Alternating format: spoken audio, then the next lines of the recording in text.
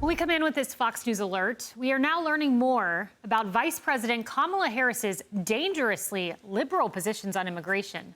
After a newly resurfaced questionnaire, I bet she wish it would have been kept private, has exposed her far-left beliefs. Hello, everyone. This is Outnumbered. I'm Kayleigh McEnany, joined by my co-host Harris Faulkner and Emily Campagno. Also joining us, Kennedy Saves the World podcast host Kennedy, and co-anchor of America's Newsroom, Bill Hemmer. Well, in a 2019 ACLU survey, then presidential candidate Harris said she would make sweeping cuts to ICE. Quote, "Our immigrant detention system is out of control, and I believe we must end the unfair incarceration of thousands of individuals, families, and children. I was one of the first senators after President Trump was elected to advocate for a decrease in funding to ICE." But now she's trying to convince you that she's going to be tough on the border. But wait, there's more. She also said she supports decriminalizing possession of fentanyl and crack, and that she wants taxpayers to fund gender transition surgeries for illegal immigrants, even those in prison. That's your money to that cause. Harris's stance even blew CNN away. This questionnaire is really an interesting snapshot in time of that 2019 Democratic primary.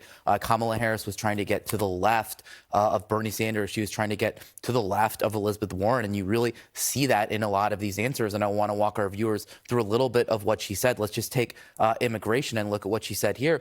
She said on immigration, she made this open-ended pledge to end immigrant detention. She said she supported taxpayer-funded gender transition surgeries for detained migrants. She also said she supported taxpayer-funded gender transition surgeries for detained migrants. She actually said she supported that. She both wrote and answered in the affirmative when she was asked this. And she said she also supported it for federal prisoners. Now, she also pledged to slash immigration detention by 50%, close all family and private facilities, and decrease funding for ICE, and then the end ICE detainers with local law enforcement. I mean, these are things that, you know, it would be hard to think that you would come up with taxpayer funding gender transitions for detained migrants. And yet this, as you say, written and verbally.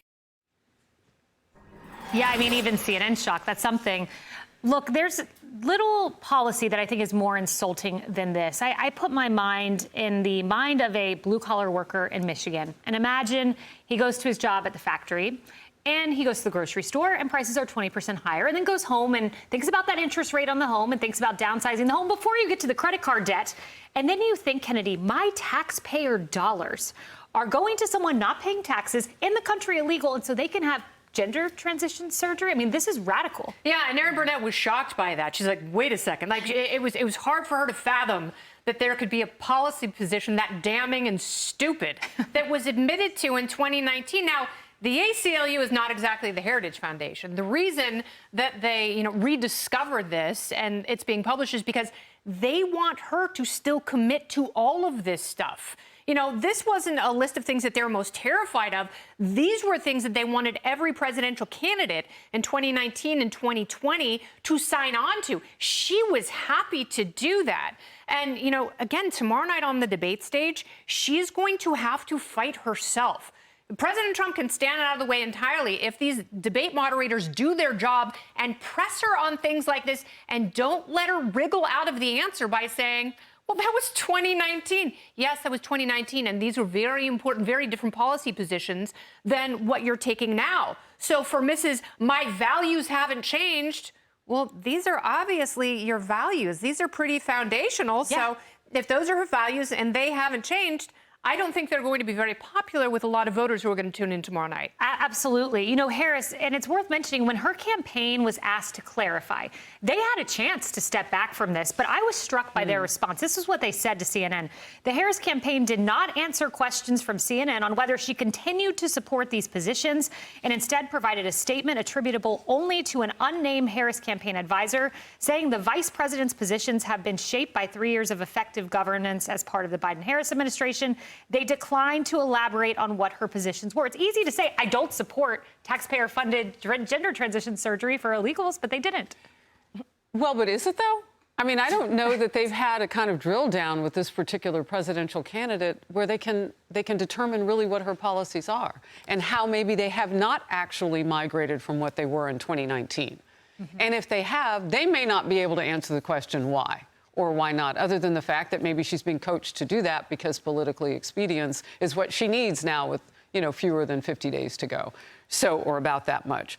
I find the drug analysis, the numbers on that you gave to be particularly disturbing. The DEA has said that fentanyl has a horrific level of lethality in this country. I want to know so much more, not just about her policies on what illegals are going to do in the operating room with doctors on our tax dime, but I want to know, too, what is she going to do to protect our young people for something that even the DEA expresses fear and concern about, and it's all been so far under her watch already. Yeah. So how is she going to change? I don't blame her, people. What would you say? You can't defend that. No, you can't defend it, nor can you defend any of this. And let's scroll it. These are her 2019 policies, Bill, from the survey. And they're radical. I mean, decriminalizing fentanyl, you see them all listed right there in front of you. You see decriminalizing illegal border crossings, defunding ICE, and so on and so forth. I mean, why not just disown these via your anonymous spokesperson? These are like the greatest hits for a progressive American, aren't they? Yeah. Michael Tyler is the communications director of the campaign. He was on with us this morning on Newsroom. And I said, what's she going to say if this comes up? And he said, this is not what she's proposing. Okay. Well, what does that mean? Well, it means 5 years ago she copped to it on the questionnaire for whatever means she wanted to. And apparently she doesn't believe this right now. I asked him about border security. Remember, she called it useless. Yeah. She called the wall a vanity project. I said, you know, how are you going to get voters now to do a 180 in their heads and believe you now? This is her great challenge tonight. And this is his great challenge, too, to make sure that he prosecutes these issues. You mean make Trump? sure that, yeah, and make sure that she answers these questions. Whether the moderators do it or not, it's up to Trump. And as far, Kennedy, as far as that line about my values have not changed, what's the difference between your values and your policies? Oh, yeah. Your policies and your values.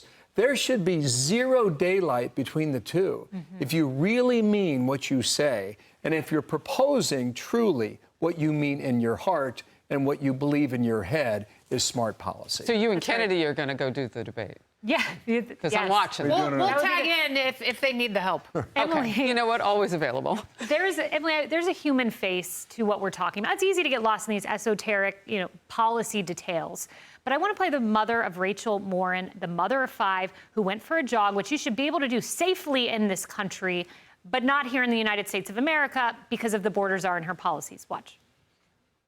As a daughter of immigrant parents, I am ashamed of what the Biden-Harris administration has done to our country by opening our borders to all, including criminals, who are wolves in sheep's clothing. Our girls deserve protection. Our girls deserve to live their life without fear. Because of the Biden-Harris administration open border policies catch and release, they were enrolled in the Alternatives to Detention program. This meant that they were released into the United States. It was not even a full 3 weeks later that they would take my daughter, Jocelyn Nungare's life. I can't even fathom what was going through Jocelyn's mind, the amount of fear she was feeling in the last moments of her life. She went for her daily run. She didn't come home that night. She was strangled. She was raped. The medical examiner said she had bruises that blanketed her body. She had 10 to 15 head wounds, and she was stuffed into a drain pipe. An illegal immigrant, he crossed the border 3 times, was sent back. The 4th time, he was a got-away. Her children are having a hard time.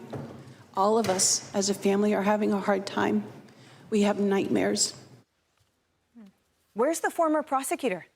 Where's someone who took the oath and the pledge to be the advocate for the victims, to represent the state against those that broke the law in such horrific ways? Where is she?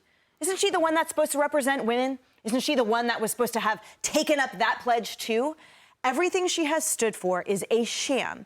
And to your point about the crimes and her values, so let me get this straight. This former prosecutor thinks that the incredibly lethal fentanyl, that a possession of such shouldn't be a crime, but it's a far worse crime to deal with with paper, right? She's called Donald Trump a criminal, and yet she's called ICE the KKK. And this is someone who then touts her prosecutorial record as we're supposed to trust her. And here's the thing, as someone who is advocating for our tax dollars to pay for gender surgeries and everything for illegal immigrants, it's because, everyone, she's never had a private sector job. Her entire life, our tax dollars have paid her salary. If she was from the real world, like we are, and we have been, she would see, like I have, that a dollar invested actually in early education and family programs at the infant level, that obviates a $7 investment into incarceration. But has she been to jails like I have? Has she worked in those private sectors like we have to know that? And by the way, that statistic is prior to this inflation rate under this administration, so it's probably $10. So when I hear a government shtick tell me that this is supposed to happen and this is the crime and this is the flag that I'm waving, I don't buy into it at all, because everything she's ever done has been on my dole and my dime. And her values are clearly totally skewed, because for her, if she's actually a champion for women, for people, for any type of humanity that she's been shouting this entire time about the border, she would have sat down and she would have been in the Hill right there. Because last time I checked, she was still president of this, or head of the Senate. So where was she today? And where is she now? Yeah, now she's apparently for a wall. Like, what a dramatic transition. Taxpayer-funded gender transition surgeries to, I support Donald Trump's wall. Okay, we believe you, really. That's right. Hey everyone, I'm Emily Campagno. Catch me and my co-hosts Harris Faulkner and Kaylee McEnany on Outnumbered every weekday at 12 p.m. Eastern, or set your DVR. Also, don't forget to subscribe to the Fox News YouTube page for daily highlights.